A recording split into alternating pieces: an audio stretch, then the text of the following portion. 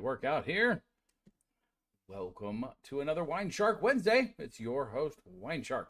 Hello to Dave and Mary and Miss Donna Dem, who have already logged in and said hello on chat. Hello to you all on this fine fall Wednesday. It is our Halloweek because Halloween's not for a little bit later, so it is Halloweek. We are celebrating here at WineShark with all kinds of fun stuff. We had our Wines of Fall show last week, which was a lot of fun, and we started with fall flavors, and the weather around here has gotten nice and chilly. I mean, not like snowy chilly like those in the Great White North and all, but still, here for Dallas area weather, it's been in the 40s and rainy and windy and cold and delightful fall like it should be. So, cannot complain at all. Hope that you guys are enjoying similar delightful fall weather. I've been long seeking it here in Texas, because it gets hot, and well, I'd prefer it to be more like this. It's kind of my jam. So anyway, but yeah, the fall flavored show was a lot of fun. We started with wines and such that are ideally suited to cuddling, warmer weather, nesting, and the warm flavored foods that come here at the harvest time. So that is kind of fun and such. Also wanted to remind everybody that it is official. The Reunion Tower show here in Dallas is going on November 12th. So it is 7 p.m. Saturday. Oh, sorry, not November 12th, the 14th. I gotta look at my notes here. There's a show on the 12th, theoretically in December. So I'm confused. But anyway, tickets are $55 at 7 p.m. down at the Reunion Tower in downtown Dallas, 500 feet above the Dallas skyline. You can enjoy 5 or 6 different wines, some light snacks, yours truly entertaining you, and we're going to discuss wine and entertaining for the holiday season.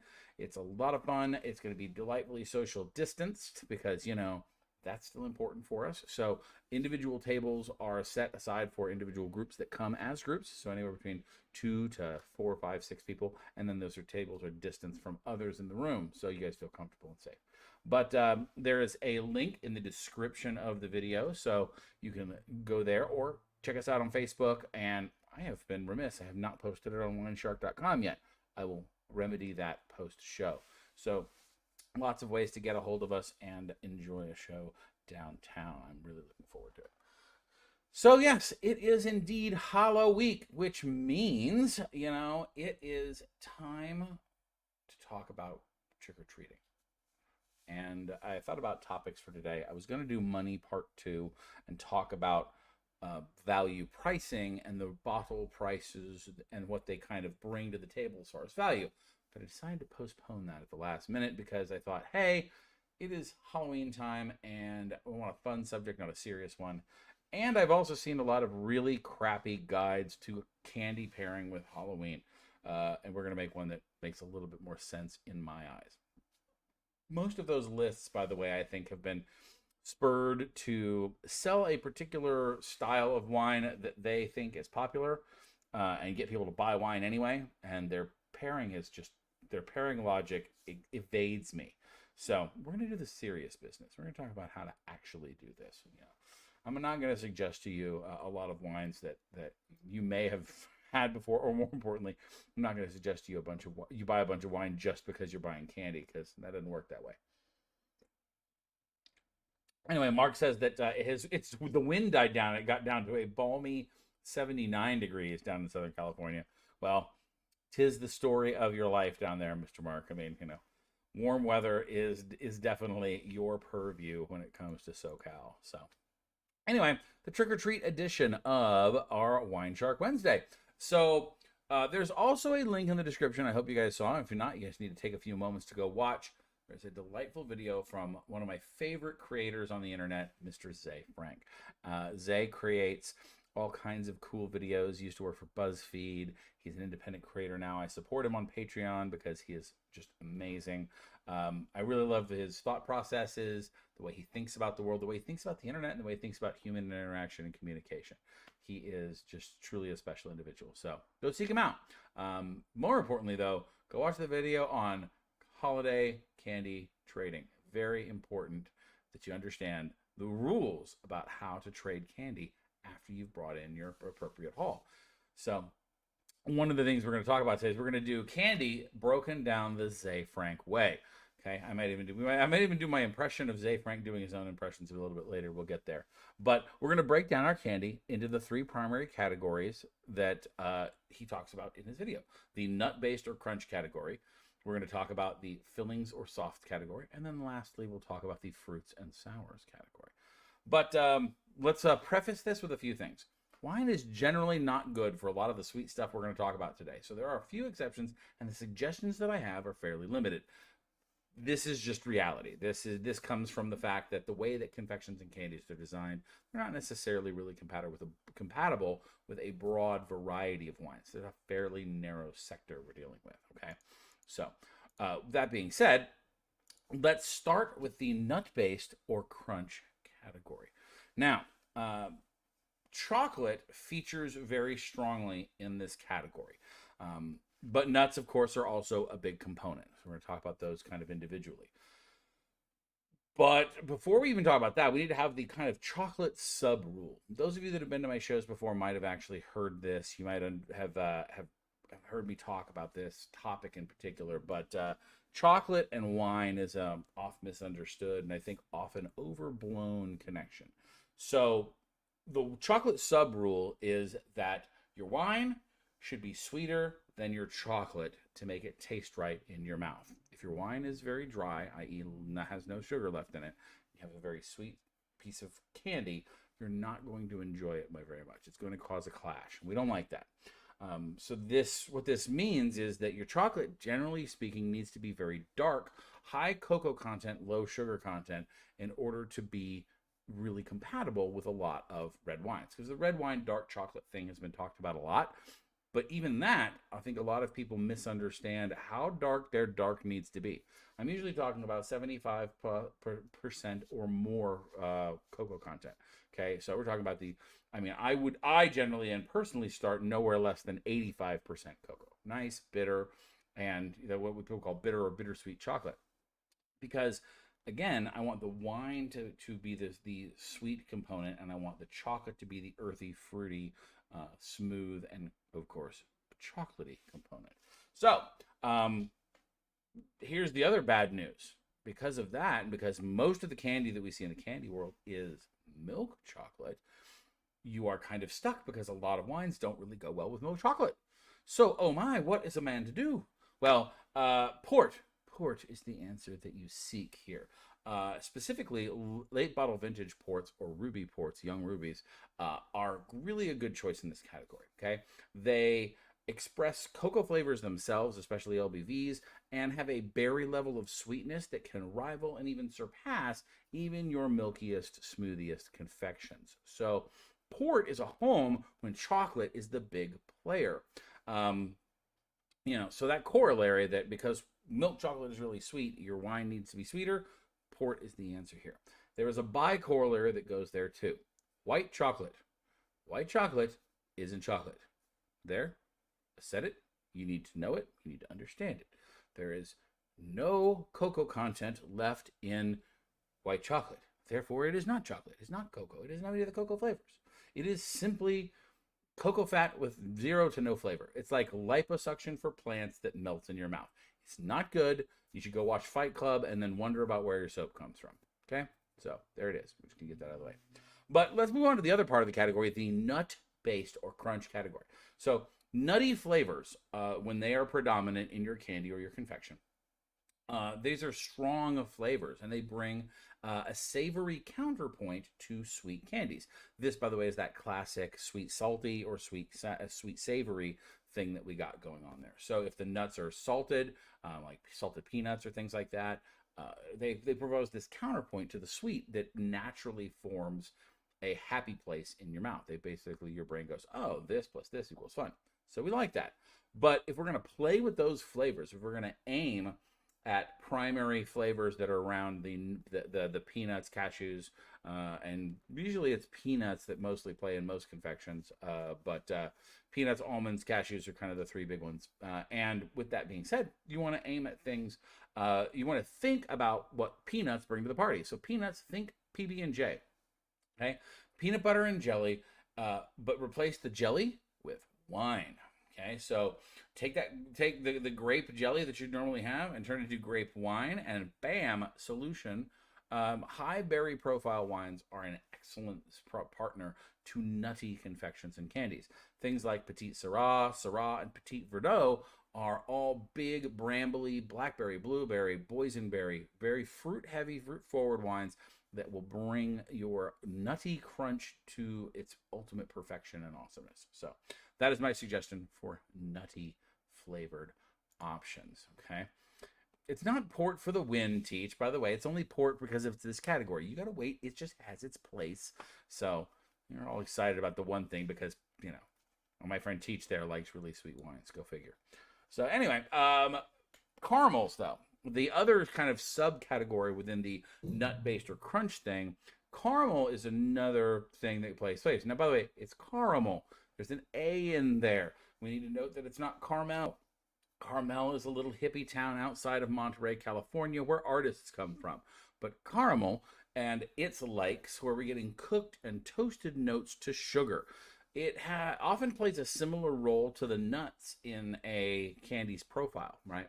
Although, generally speaking, caramel comes with a sweet profile, but also brings butter to the table. We like this. Okay, now we're starting to we're developing depth in that palate. We're adding a little bit different notes.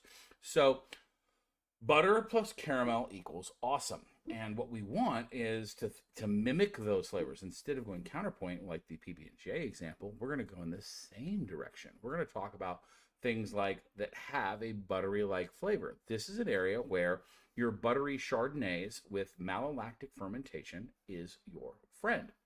Now, I want you to aim for high-quality versions here that use real oak.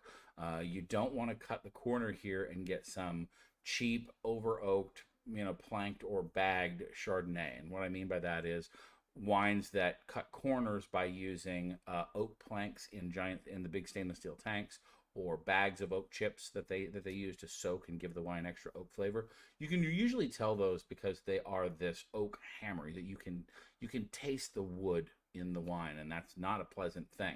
We want to avoid that, but a little bit of oak actually adds this nice vanilla-like sweetness to wine, and a caramel-like flavor, believe it or not. So now we're going literally parallel, where the oak is providing a little bit of caramel, a little bit of vanilla. The malolactic fermentation is bringing in acetaldehyde and acetal products, which to us are flavored like butter. So now we've got butter and vanilla and caramel, and we're matching that same profile. There might be some other hints of fruits, some tropical notes, depending on where you're from. You might have pineapples, you might have star fruit, but then generally speaking, you're going to get peaches, apricots, maybe even peach pie. That sort of cooked down or jammy marmalade kind of thing can be very present in certain styles of, especially California, malolactic fermentation. So way fun. Hello to Mr. John Carey. Just saw his chat come on there too. Welcome to the show. We are of course pairing with trick or treat candy today because, well, that is going to happen here pretty soon. So we need that. Let's see. What else have we got? But yeah, so butter and caramel. Aim at your buttery Chardonnays, but avoid the overly misoaked products. So it's a name drop here. Grab some Rombauer. Yeah, it's worth spending $40 a bottle on a kick-ass bottle of Chardonnay, but grab some Rombauer and your nice caramels with a little bit of toasty nuts in there, and they're freaking amazing. So, all right, category numero deux. All right, we got fillings and softs. Okay, so these are generally chocolate-covered things that are filled with stuff or soft chewing candies. Okay, there's a great diagram in the video from Zay Frank, by the way, that he shows, and I love the fact that he shows that certain of the candies cross into different lines. It's brilliant. Although his line, and I do quote, is, if you're looking for a PDF copy of this chart, try looking in your butt. So there you go. Anyway, the chocolate again tends to reign because that's what we fill. Right, we fill chocolate candies with other stuff. So all the things that apply before generally apply here too, and that is we're going to have if we have milk chocolate, we're going to be fighting all of that flavors depending on how strong the filling of your candy can be. The Reese's Peanut Butter Cup is the clear and undisputed king of this category. Fight me. So they are the king of the category, but then of course they have peanut and peanut butter. Although if you've ever tried the peanut butter or even made your own peanut butter filled chocolate confections, the peanut butter they put inside is not actually the same peanut butter that we smear on our bread. It is way sweetened up, right? They add a ton of sugar. In fact, that grainy nature that you can taste in the filling of a Reese's peanut butter cup is a byproduct of the amount of sugar that they're adding in there, right? It doesn't have the nutty only thing that real, true, or fresh peanut butter has. So it's very highly sweetened. So with that being said, go back to your PB&J note here, though, because if you get the right style of Petite Syrah, Petit Verdot, or Syrah, I think you're going to find that so long as they've got that berry front, you're not going to feel the overly dry. And so the peanut butter cup will provide the sweet. The wine is going to provide the jam and the jelly, and therefore you make a nice little mashup. But to be honest, still, it's such a sugary sweet confection. It's not one of my wine pairing favorites. Now, fluffy fillings like Three Musketeers, Milky Ways, Mars bars, they're strong here too, especially like the Mars bar, where we're going to talk about in a minute. We're talking about they have, now we've got almonds and nuts, so they got a particular almond style of flavor. Then you've got a fluffy or nougat style filling. So nougat, to be, just a fun word to say. I mean, I don't care who you are. Tell somebody that you came along with some nougat. There you are. Well, hello to Miss Betty Holland. Happy living here in Grapevine. Very nice to see you in the local. John said he's not a fan of peanut butter cups. That's okay. It's allowed, but they are still king of the category, no matter what you say. So anyway, when we talk about nougat, nougat is a family of confection that are made with sugar or honey and roasted nuts with whipped egg whites. They may or may not have chopped or candied fruit in there. But so think about those components, right? Right, sugar or honey is sugary in just either natural or cane sugar, natural bee form or natural cane form, depending on your naturals. But that roasted nuts thing is a very prevalent within there. And then the whipped egg whites to give it fluff and volume. So they can be anywhere from a very chewy to very fluffy, depending on the style of nougat. So that goes back to that idea that those fluffy fillings like these things like Mars bars, etc., have that nice kind of crunch combo to them where the chocolate kind of plays second fiddle. So it's a difficult flavor to pair with, though, especially depending on whether there's fruit or not. Let's assume that there's not, then the rules above for the nut and crunch driven with chocolate involved would apply here more, right? So for the Mars bar, for instance, I would pair it the same way I would like a Snickers. I would go with jammy, I'd go with port, I'd go with LBV, I'd go with maybe some ruby. But if you have a strong nougat flavor here, you can try port again, but now aim at something more tawny. The tawny ports, because they have air allowed into the cask during their aging process, they oxidize a little bit. And that pre-oxidization brings different styles of flavors to the board. Rather than those big berry flavors, they bring instead dried fruit flavors, something that nougat may or may not already have, and also bring these kind of burnt caramel notes to the fore.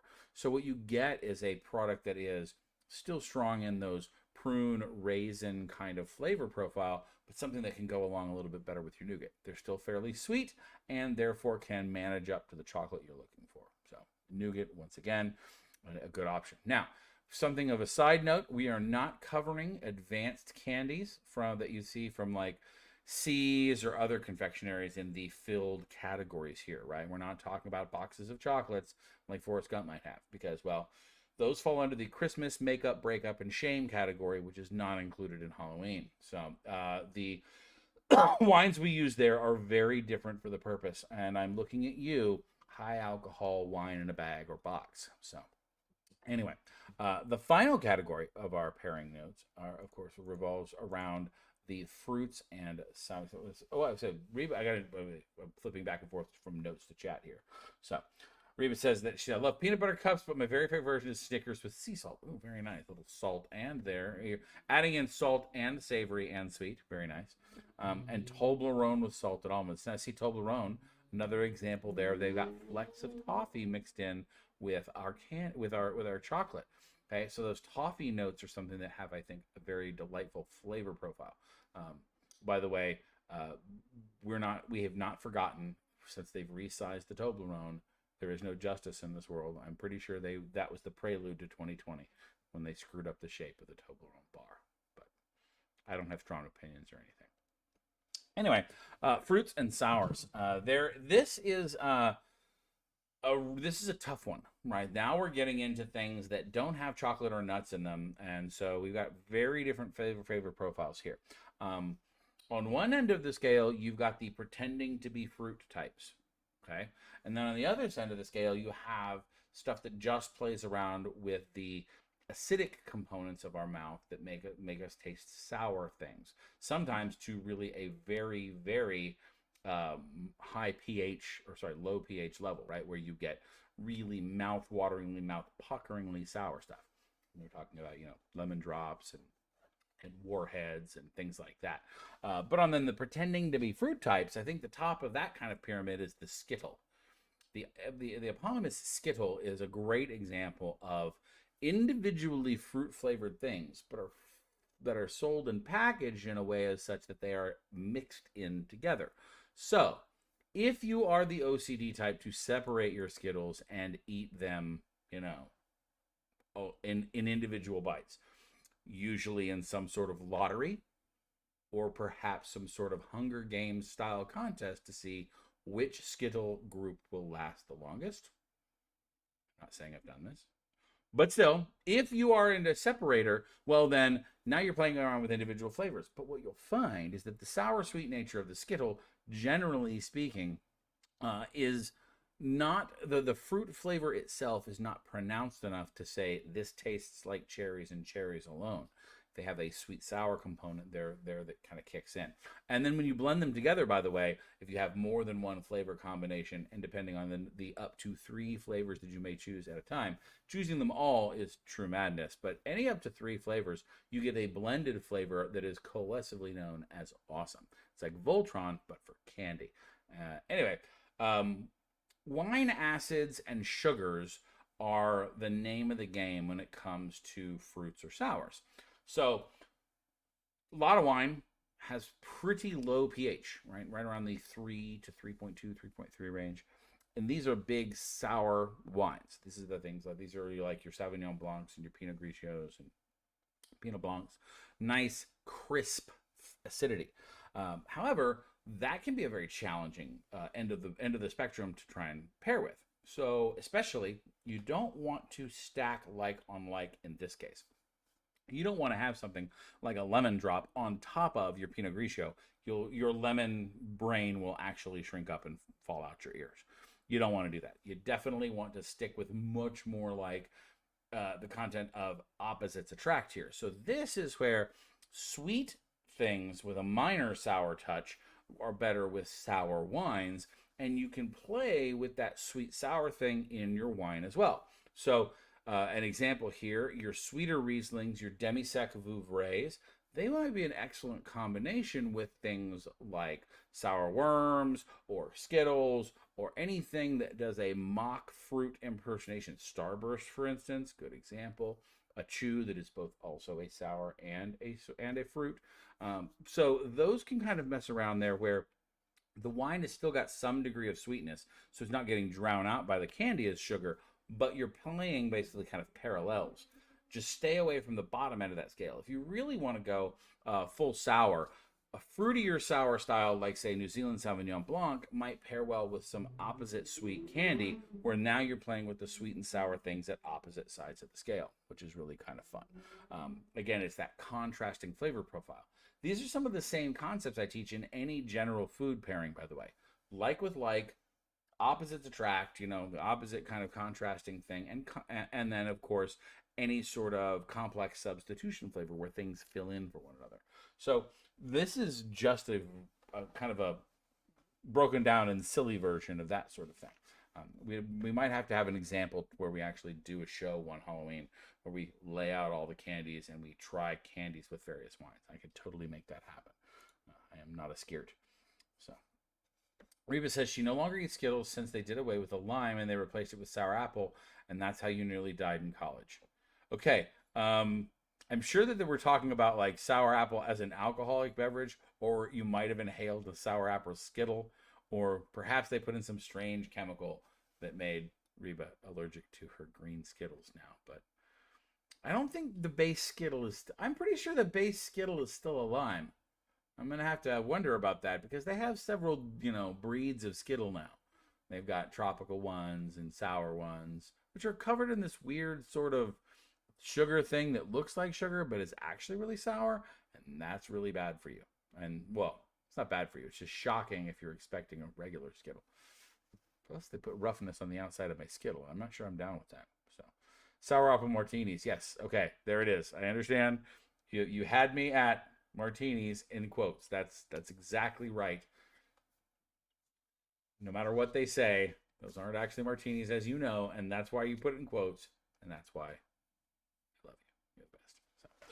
So, yes, but you think the red bag has been replaced with apple? We're gonna have to have a discussion about that and check it out. Oh, by the way, I have to totally point out my spooky-dooky shirt for Halloween today. Woo-woo! I saved this. I mean, you know what it's like for a bachelor to keep clean laundry around? It's hard. So.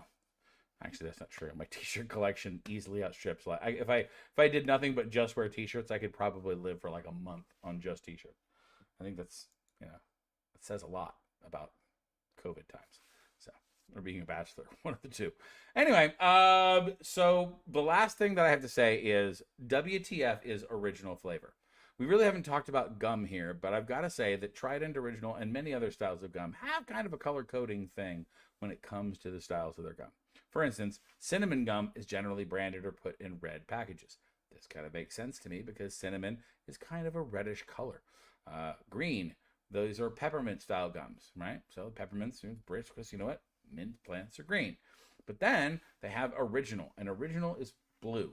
Whatever flavor blue is apparently original flavor. And I don't know where exactly this flavor is supposed to come from. What flavor of plant is the original flavor? Is there a plant that's called the original that I'm just not aware of? Are they harvesting it? Is it juicing it? Is it like almonds? Do they make milk of it? I do not know. It is a fascinating thought that you really need to spend no time thinking about, but now you're gonna. So I have that for you. Anyway, all right. Well, so I said, Mark said that he can live a month with one t-shirt. Well, wait a minute. Hang on. We're not living on one t-shirt. That's an awful lot of cleaning.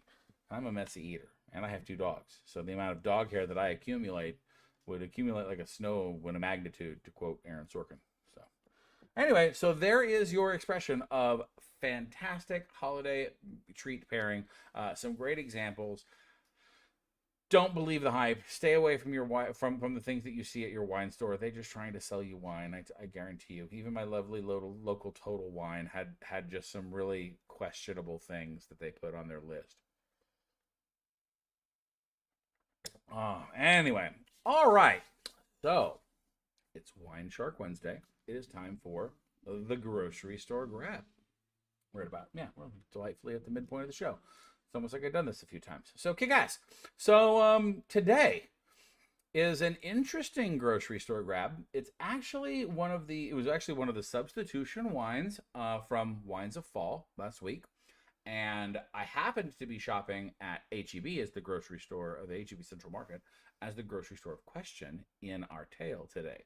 So this is still obeys all of our rules. So our grocery store grab, for those of you that are not familiar, the premise is to get the best value per dollar for wines found at non-specialty and non-big box retailers. In other words, not a specialty wine store, not a big liquor or wine distributor whose sole purpose is to sell booze, but most importantly for people that might have the occasion or necessity to shop at grocery stores for their wine. There can be a very challenging environment to order from, and so we want to make sure that we find wines that help us understand what they are if we know nothing else about their wine. So label is a key function of our grocery store grab. We use the labels to define how we're choosing them, and we reward wines that do good label etiquette, show us important things on their labels that help us understand what's in the bottle. Now, it has been spooky October, and it is Halloweek this week. So we've done an entire theme this month of every grocery store grab has some sort of spooky theme, and this week is no different. These wines, by the way, are chosen without prior research. Again, while I did have this as a backup wine for WineShark for the WineShark Wines of Fall last Friday, I have not tried this wine before, so this is not something that I've just picked up as any sort of promotion. But our wine today is the Chronic Cellars Sofa King Bueno from Paso Robles, California. This is a fantastic little red blend that I we had to buy this because it has a spooky little Skella woman on it, right? The Skella dude is the best and one of my favorite like icons of the holiday season. The skeletons are fun and creepy and cool. Of course, there is the whole Los Dia de Muertos thing, but they don't even do that here. They just straight up have skeletons on a lot of their bottles year round because they're cool. So that was a perfectly good reason to buy this wine. And when looking over the label of this wine in the grocery store, they have some excellent information that they provide on the wine. So as you see here on the back label, they don't mess around with a lot of marketing text, etc. They tell us who they are, they tell us where they're from, and they tell us, as their red blend, exactly what percentages of grapes they're using within the blend. So this is a fun little mashup of Syrah, Petite Syrah, Grenache, Tannat, and Mourvedre. Now, what does that mean? Well, Syrah is our primary goal here. Now, they call this a Rhone-style blend, which, to be honest with you, the Grenache and Syrah of that, which accounts for 68% of the wine, would kind of qualify it in that category. So that's the bulk of the wine is Rhone-style blends. Petite Syrah, not necessarily something that's a big hit up in the Rhone, but it is a delightfully big berry-focused grape that is one of my dark side favorites, and really bulks out this wine with some delightful flavors, as I have experienced since I started the show today. The Tannat and Mourvedre. The Mourvedre is the M in the GSM that is traditional to the Rhone blends, but simply putting 1% in there, I think, is kind of a token wave at the Rhone thing. Normally, that percentage would be a lot higher. The last one, the Tannat, that 4% is an interesting choice. I think that's because you're getting a little bit more experimentation with this grape in other parts of the world, as Uruguay has kind of taken over the Tannat market, especially as a single or monovarietal. And it is a fantastic grape. It is another big dark cider, very similar to Petite Syrah. And I've got to say, I can say nothing but awesome things about Tannat as itself. So it brings up some other earthy, brambly, dark goodness to this Chronic Cellars blend. So by simply putting those percentages on here, this is kind of fun. Now, I know all that stuff because I'm a certified sommelier. If you didn't know anything of that, you could go, okay, it's a bunch of percents of a bunch of 5 different grapes. Cool. When you try this wine, if you like this wine, what hopefully you can do is go, oh, okay, so this wine is mostly Syrah, and this Petite Syrah grape features a pretty decent percentage. Maybe I should try more wines with those choices. This is why I think putting percentages on blend wines is so important. Even if it varies year to year and they have to change the label, or even if they just put the grape styles that they put on it, although which even those might change year to year, I still think that's an important thing for customers to understand so that they can explore and further enhance their understanding of a particular grape style or chase down more of things that they like. The other thing that you see here, it's got the vintage and the where it's from. So this is a very specific, Paso Robles, California. This is good. David Mary are saying that they've gotten 2017, different vintage than mine, shows that the fact that they've got a 53% Syrah, 21 Grenache, so much more Grenache, less Petite Syrah, much double the amount of Tannat, and a lot more Mourvedre.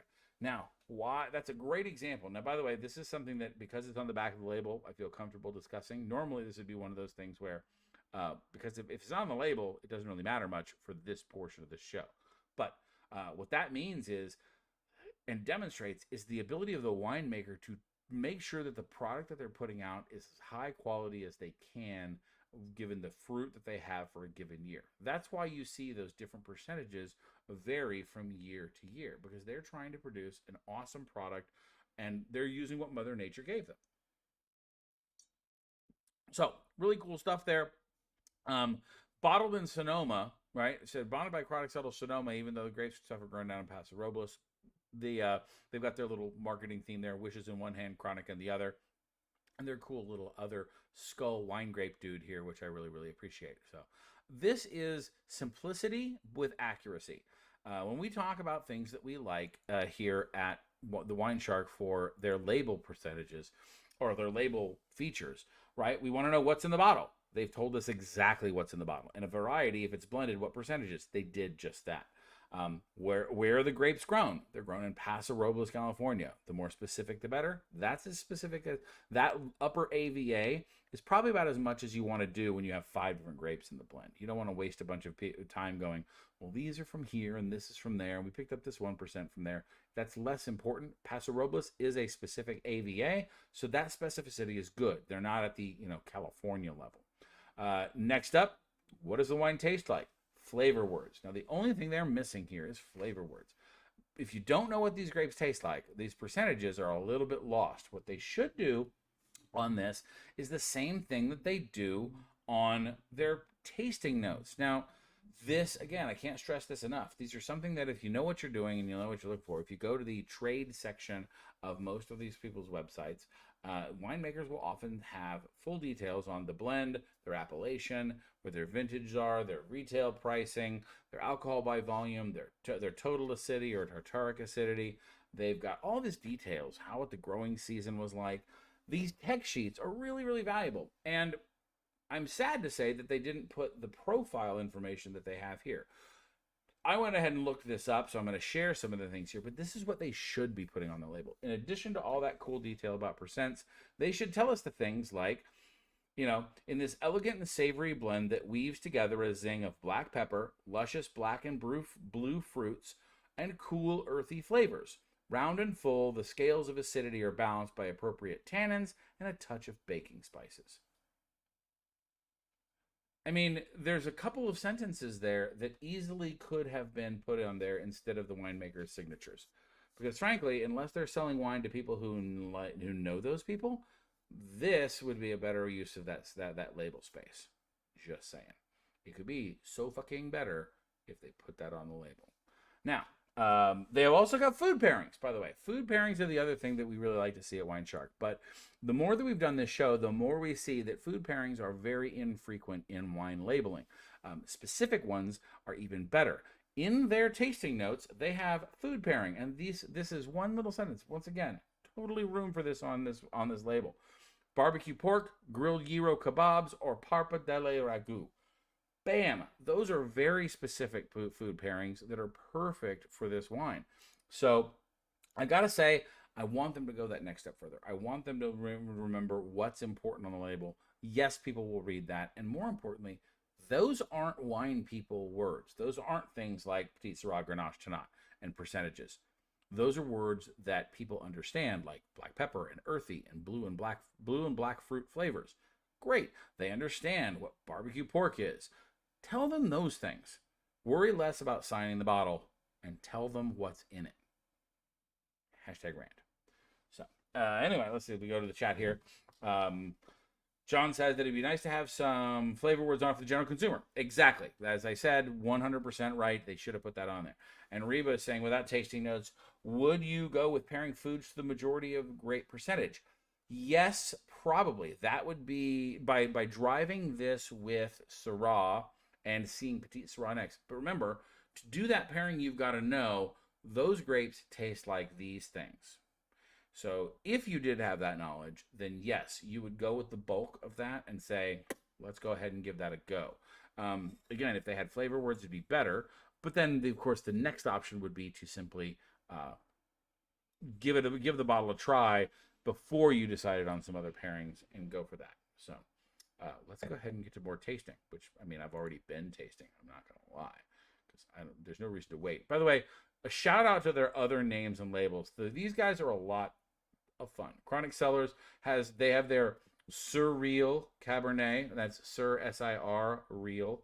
They have Spritz and Giggles, which is one of their bubblies. Dead Nuts and Sweet Petite, which is a Petite Syrah Petit Verdot. They've got fun labeling and fun concepts, which I really, really like. So I am very hats off to them for most of their marketing. I just wish they would take a little bit of stuff from what they think is technical, because the weird part is most of the stuff on here isn't technical. It's very layman level terms that really should be on the label. So I would give the label probably a solid B+, because it is specific, which is good, but you're only going to understand that post flavor type. you may not choose this wine if you don't know what it tastes like, so they're going to lose out there. So B, B+, somewhere in there.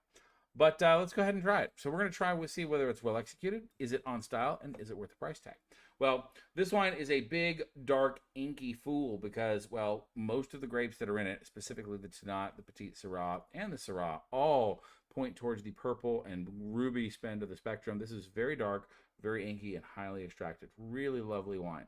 On the nose, it definitely comes off with that blue and black fruit flavor profile. It's got bruised blueberries, it's got blackberries, black plum, black currant. It's definitely that edge of the woods, brambly kind of thing that Petit Syrah starts to raise its hand. Same thing with Tannat.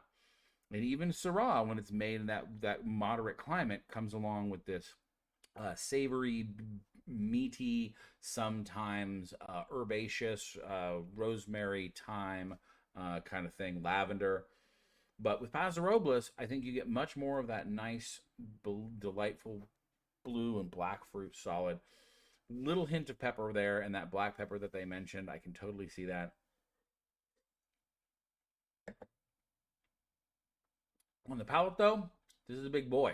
It is solid tannins. There is a wall of white tannins that hits your mouth and then grips your whole tongue inside of your palate and then slams into it with this nice, big, dark fruit. So you've got this black plum, blackberry, blueberry, and now, and again, it's a little bit reduced. It's much more of that jam. No sweetness to it at all, but very fruit forward with no sweetness. So it kind of fools your palate for a minute, right? Mostly when we think about fruit or fresh fruit or even fruit products, they come with either fructose or added sweeteners to them. So they bring sweetness to it. This doesn't have that. So it's that very interesting combo of, man, I taste the fruit there, but I'm not getting any sweetness, what it makes my brain go a little bit. So, is it well executed? Absolutely. This is very well made wine. By the way, price point, which I forgot to mention earlier, $21. And by the way, HEB doesn't mess around with anything with these membership cards or whatnot at the Central Market. So it was 21 list, 21 at the door. That's where the price tag we're playing at.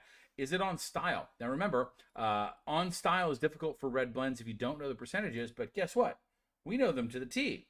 Although we didn't do the math. Man, I hope that adds up to 100%, or that would be kind of interesting, wouldn't it? Anyway, from a Syrah, Petit Syrah heavy wine, this is absolutely on style. It has that edge of the woods, brambly, dark blue, and black fruit flavors. I would even say that via their own tasting notes, that earthiness comes through in the finish. It lingers for a while. And it is very approachable. The tannins are very well balanced with the fruit content of it. However, if you're tannin sensitive or you're not a tannin lover, you're not going to like this wine because it doesn't have any, it's not balancing it out with sweetness. It's balancing it out with fruit power. It's really, really good. But anyway, is it worth the price tag? Oh, for certain. This is easily kicking at the $20 level, and I highly recommend it. I would certainly buy this again, even if just because I get to say Sofa King Bueno so many times during a party and or event. So there is that we're talking about it. Yes, Reba, I think that this is certainly a you would love it kind of wine. It is a big, dark, inky, and complicated wine that is fun for not quite the whole family, but certainly the more sophisticated sides of your family. Anyway, yeah, so Sofa King Bueno. This is Chronic Cellars. I want to check out some of their other wines. They don't have them on my Total Wine, but they do obviously have them at HEB. So the prices there are pretty reasonable. It's something I will definitely seek out in the future. And now the other wine that we had that was the primary wine for this was called The Pessimist by Dow. Also a Paso Robles wine. That was the link, by the way, between the two of them. Although it was more Petit Syrah heavy rather than Syrah.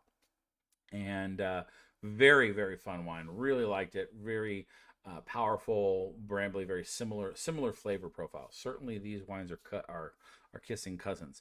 What I really like to see, though, was while I was shopping at HEB, they've got Dow's Cabernet Sauvignon, which is their $21, $22 level cab, and they have their Reserve cab, which is about a $50 or $60 bottle. So from those brothers produce some really good wine. I highly recommend checking them out. DAOU, the Dow brothers. They're another one next to Chronic Cellars. If you're looking for Paso Robles at its finest, these guys are doing it right.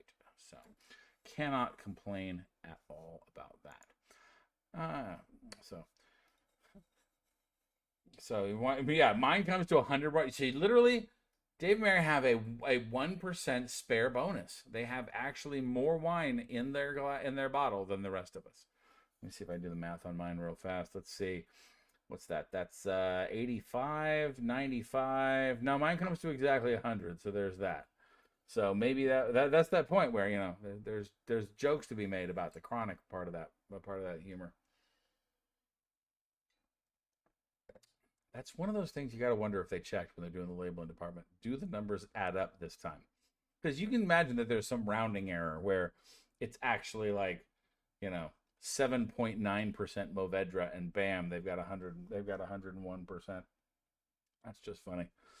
Anyway, so it is your question time. I am open for your questions to any of the above topics, not just your comments and snarky awesomeness, because I love you guys so much. But I am open to any of your questions. We are pretty much done with content that I have in my notes, which means either you listen to me ramble about one of those two things, or I get to answer your questions, which is far, far cooler. So, anybody out there? No? No? Okay. Well, you guys will catch up with me as soon as the delay kicks in, because there's that thing going on, which is, again, something I have yet to really accommodate for based on the fact of the streaming software, and then when it goes into YouTube, and then when you see it. So, anyway, I will continue with then what's coming next, and while I wait for you guys to come up with clever questions, coming soon we have the Harvest Special. The Wine Plus Harvest Special Edition is on Friday. We are doing 3 different foods with 3 different wines. Technically, we're doing 2 different wines with 2 different foods, but there is a special bonus round because it is Halloweek. And I have a fantastic recipe for a white chocolate mousse pumpkin pie. Now, I stand by my statements earlier. White chocolate is not chocolate, but when melted, put into gelatin, and added to pumpkin puree, it becomes an nth level of awesome, especially with the macadamia nut crust that's in the recipe. Highly recommend it for dessert. And we have got some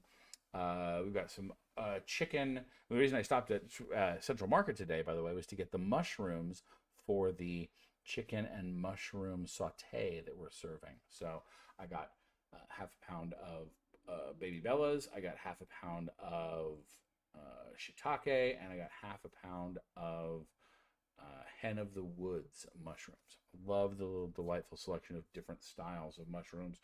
We're going to braise those down with some roasted garlic and red wine and chicken thighs, and just think of the possibilities, people. It's awesome. So there's that. And then we're going to do sausage apple stuffing bites, some Italian sausage, green apple, and mixed in with some traditional stuffing. They are delightful appetizers.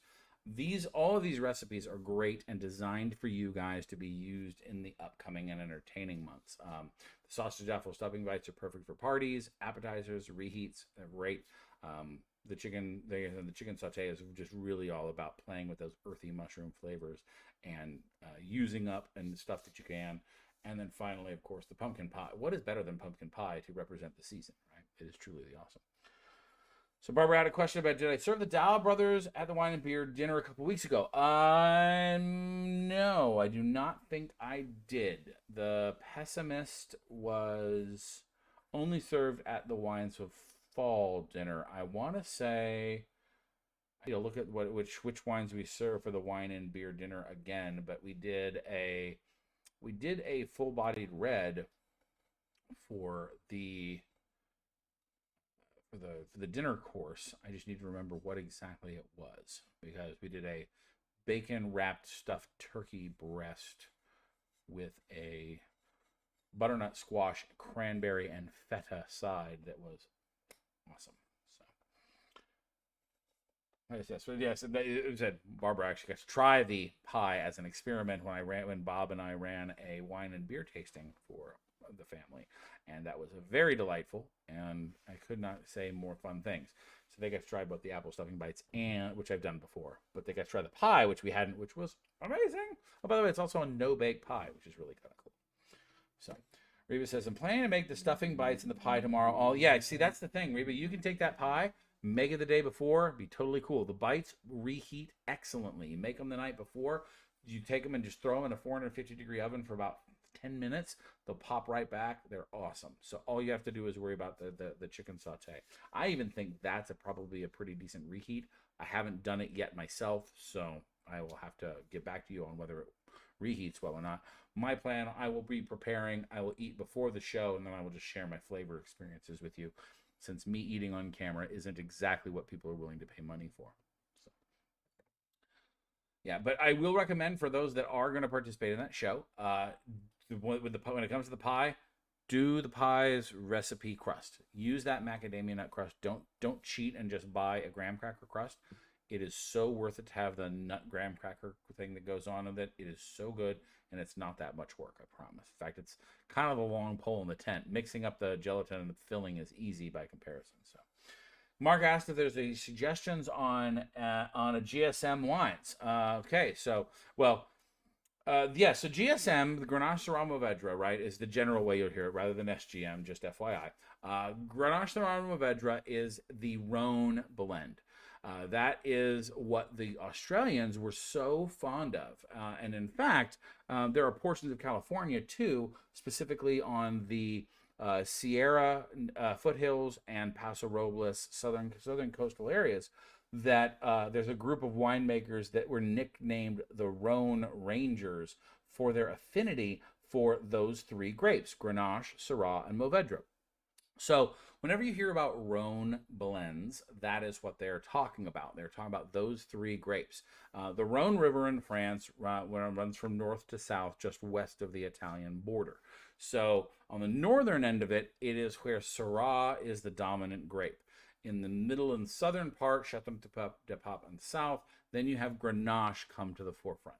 But these wines in particular, there's a lot of styles from a lot of different places in the world. And that's where, if you're talking about, you're going to get different styles in different places. To use your example from Australia, Mark, I love just some of their general purpose GSM blends, right? They'll often call them their GSMs, and look for brands. I mean, just popular brands like Yalumba, Penfolds. These guys make just killer. These are a nice middle of the road, lighter wine than their usual Syrah and Cab partners. Syrah, from the way that they tend to make it down in Australia, despite the fact that with some of the stuff we see on the cheap import side, if you look at most good high quality Syrah, it's a pretty powerful wine. The Grenache in that is the lighter partner, and so it brings the wine up a bit. It brings it into the lighter, more red fruit flavor profile range. So that is kind of what it brings to the table. The Mourvèdre is a structure grape, right? It's this darker tannic grape that helps kind of bring things together. So I would definitely say just check out some of these middleweight versions, anywhere in the $15 to $20, $25 range from Australia. I said Penfolds and Yalumba. Stick with some of the big guys for now. Chris Ringland really knows what he's doing. Any of his projects are a lot of fun. But if you're looking for Australian versions, that's awesome. When it comes to the Rhone itself, there are innumerate options. But also, look around California for some of those blends that you're seeing that are driven by one of those two grapes, where you're seeing that more Grenache heavy, not just Syrah focused wines. Because you're going to get, I think, a little lighter experience than you would out of the jammy breakfast foods kind of flavor that we get from California Syrahs, what's the so-called IHOP style, right? Which is blueberry, boysenberry, bacon fat, right? And that and maple, that kind of thing. So Barbara also suggesting Wente's GSM. Excellent. So that's a great idea there. Wente is, of course, in Livermore, East Bay in California. So Northern California on the east side of the San Francisco Bay, which is a AVA of its own. They make some really solid wines. I can personally vouch for them as well. Reba said that she's done working, is usually done working close to the show, so cooking just before is sometimes a challenge. I totally get that.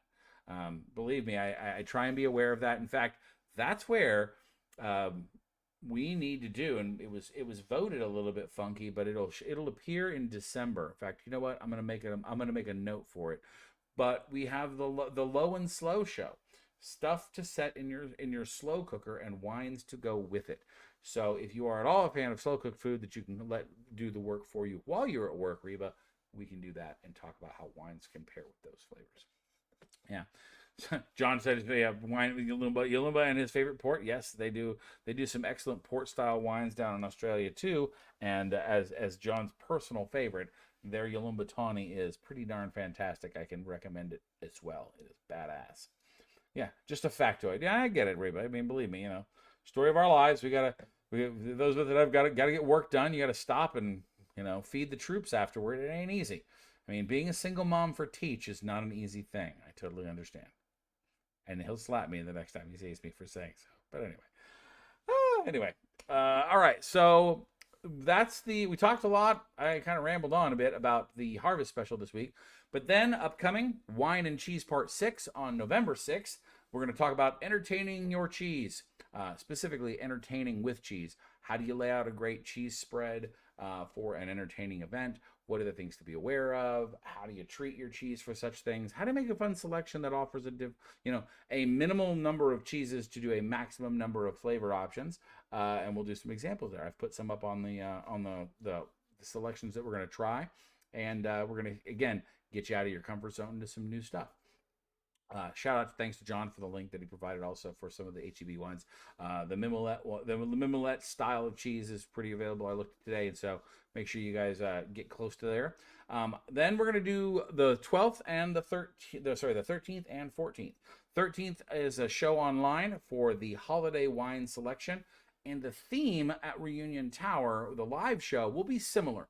Well, there'll be more wines at the Reunion Tower show because we're going to do 5 or 6 wines, where we're just going to do 3 on the wine style show. But we're going to talk about entertaining for the holidays, for choosing wines, a selection of wines rather, that can maximize your happiness in a multiple wine style room.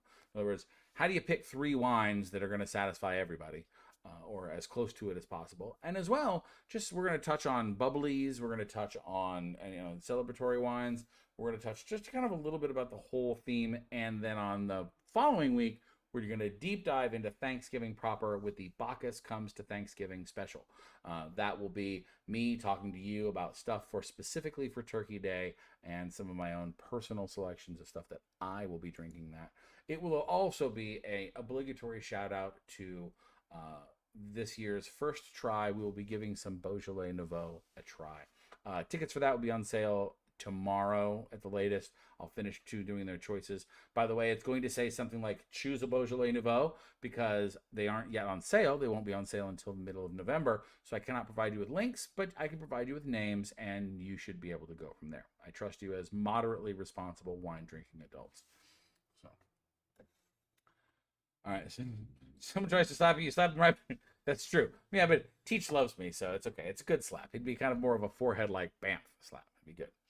So anyway, all right. Well, guys, thank you all so very much for joining me once again. I hope you get lots of trick-or-treat loot and can try some of my suggestions for wine and candy pairing.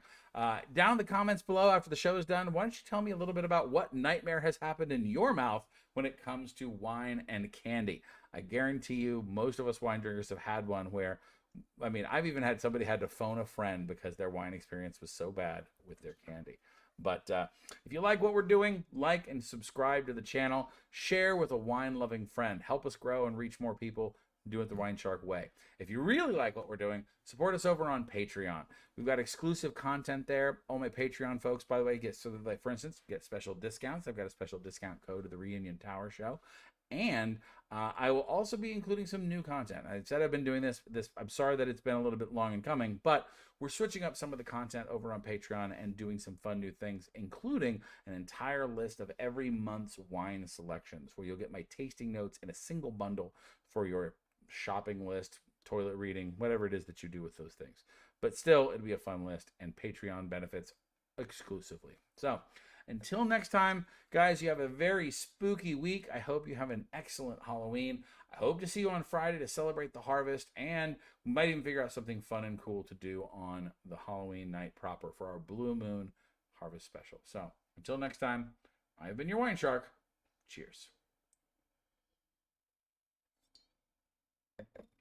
Man, that's good. Telling you. So fucking good.